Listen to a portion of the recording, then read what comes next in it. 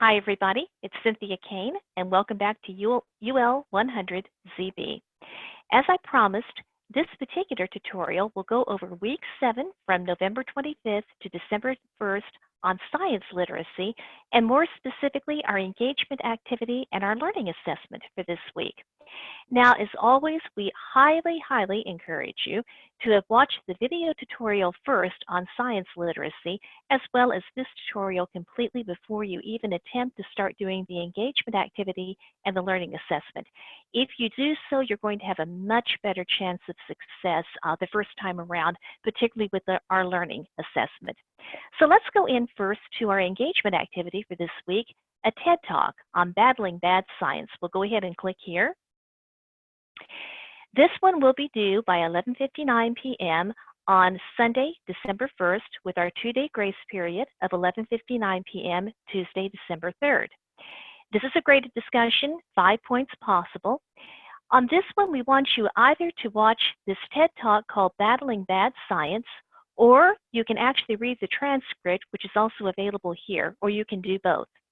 And once you watch and or read the transcript for the TED Talk, we want you to write a fairly substantive reflection below in which you talk about your reactions, your thoughts, your ideas, your questions about the talk, how the talk relates to information literacy, and how the topic of this TED Talk would relate to your personal experience and or to society.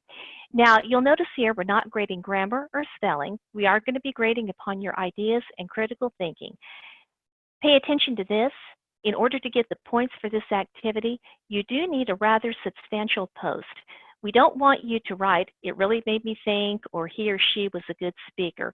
Really think about what you get out of the TED Talk and make sure you address all 3 of these points in order to be able to get the full points for this discussion. And we hope that you'll actually enjoy this TED Talk. The learning assessment number 10 for this week is going to ask you to do a few things here. So what we want you to do on this is to practice applying an evaluation tool to information that's going to be a little bit outside of your comfort zone.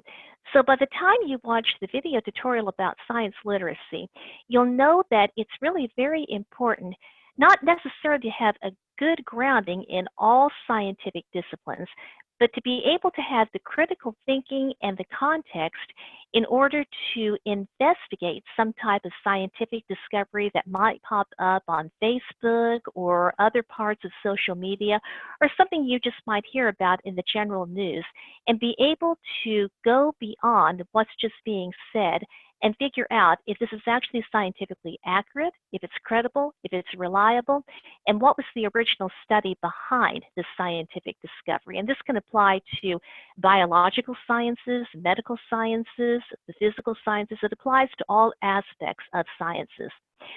So what we're going to ask you to do with this assessment is actually find 2 articles on a scientific topic that is really interesting to you, a scientific topic or a scientific issue. And we're going to ask you to evaluate them using these tools of PACT or PACT. What was the purpose of the articles? What were the audiences for the 2 articles? What were any conventions that you see? And finally, any trouble spots. So the way to do this is that, first of all, you're going to find one of your articles either from Science Magazine online or from the New York Times online. And in a little bit, I'm going to show you how you get access to those resources through our library. The second article needs to be a scholarly journal article, which would need to be different from Science Magazine or from the New York Times, or on the same topic. So a good example of this is that I might be interested in climate change. So I would want to find an article about climate change either from Science Magazine or from the New York Times, and then I would want to find another article about climate change from another scholarly journal article. So both articles do have to be on the same topic or the same issue. So in terms of the PACT tool, again, think about the purpose of why these 2 articles were written on this topic. Are there some differences in terms of the audiences? Were there any specific conventions? So in other words, Were there things that people needed to be aware of that might be conventional knowledge? And then finally, what the trouble spots might be. Are there any trouble spots, or is there anything that's a little bit questionable about the topic? So read each of the 2 articles. For each one, you're going to include a citation, and the citation could be in APA or MLA format, and a short summary, probably about 5 or 6 sentences in which you summarize each of the 2 articles. And then evaluate, and then include a short discussion that compares your experience of trying to understand and evaluate the 2 articles and the role of science literacy in everyday life. So you could think about, did you have enough background knowledge to understand each article? Or maybe one article was a little bit more difficult to understand than the other. Which article was easier to read? Did the PACT wind up being a useful evaluation tool? Do you consider yourself to be scientifically literate? Why or why not? There's really no right or wrong answer to that because we all have different levels of experience and knowledge when it comes to science. And then do you think it's important for the average person to be scientific literate? Why or why not? Now, you can write this in the form of a short paper. You could do an infographic or you could do a narrated video, just depending upon the time that you have. So the next thing I'm going to show you how to do is how to find these articles. So remember that this is the new library's webpage, www.emporia.edu/library. So we're going to click on this. We're going to scroll down to databases. And remember, the first article that you find on your topic needs to be either from Science Magazine Online or the New York Times Online. Let's go to the letter S first. Go to Science Magazine. Now, I'm on campus, so I was not asked to log in with my username and my password. Remember that if you are off campus, you will be asked to log in with that. Now, what you can do here is browse some of these different articles, or you can actually go up here and search. So remember, I mentioned climate change as one that I might do.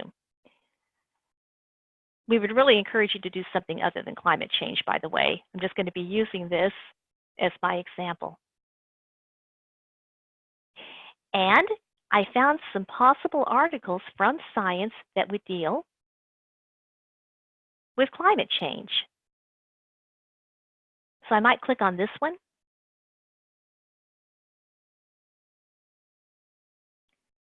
And I can go ahead and read this article and see if that would be one that I would want to use. So I could use that as an example of an article from Science Magazine. Remember that you can also use for your first article an article from the New York Times. Now this one is going to be a little bit different. Let's go back to our Databases tab from the Library Connect page. And now let's go to the letter N. With the New York Times, this is actually going to ask you to register for a free account online. Some of you may have done this in previous classes, but for others, this may be new. Now, my button doesn't necessarily want to show up here, but I'm going to go ahead and click on Register button, and yours will probably say First-Time Users Register here. You're going to create an account first. You do need to use your g.emporia.edu address as your official university address to register for the New York Times Online. Otherwise, it won't work. And just create a password of your choice. It could be a password you're already using or a new password. And you'll click on Create Account. On the next page, you will be asked to indicate that you are a student, and it's going to ask you for your year of graduation. If you're not quite sure, you can just estimate what year you're going to be graduating, and it will be fine as well. I already have a New York Times account, so I'm going to go ahead and log in here.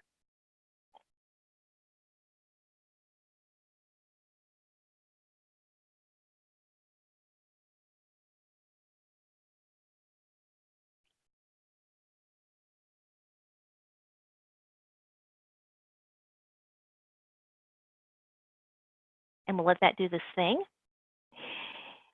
You may actually wind up needing to go back to your email to validate your account if you are registering for the first time. We're going to click on NewYorkTimes.com.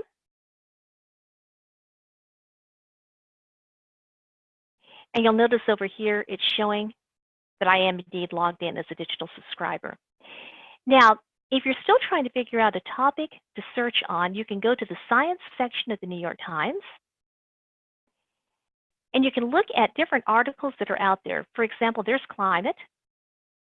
So I might find an article that would be related to climate change, if that, again, is the topic that I want to do. That one looks rather interesting. And again, you can click on any of these links to read the article from the New York Times. So again, for the first part, you can pick one article either from Science Magazine or from the New York Times.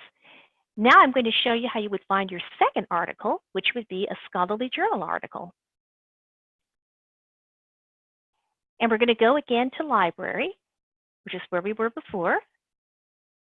Go back to Databases. Now we have given you over here some suggested databases that you would want to search to find a scholarly journal article about that same topic, because remember, you're finding two articles about the same topic to compare and contrast. Environment Complete might be a good one for me to use. So I'm going to go under the letter E and go to Environment Complete. And I could just do a quick search on climate change. There's climate change or global warming. That might be interesting to look at. And I need to find one that is in PDF full text. Now, don't go just with the first or second choice, by the way. Take a little bit of time, look to see what's available, and find something that would look interesting. For example, here's one that's called How Much and How Fast Will Global Sea Level Rise? I'm going to click on the PDF full text, and then I can read this. Now, I can go over here to Cite, and I can pull out the citation for this second article in APA or MLA, whatever citation that I'm using. You may have to check some of the other resources that we have given you to see how to do a citation from Science Magazine or from the New York Times. So definitely check those resources that we've given you in previous learning assessments. And I'm thinking about the resources from Excelsior College, for example, about APA or MLA.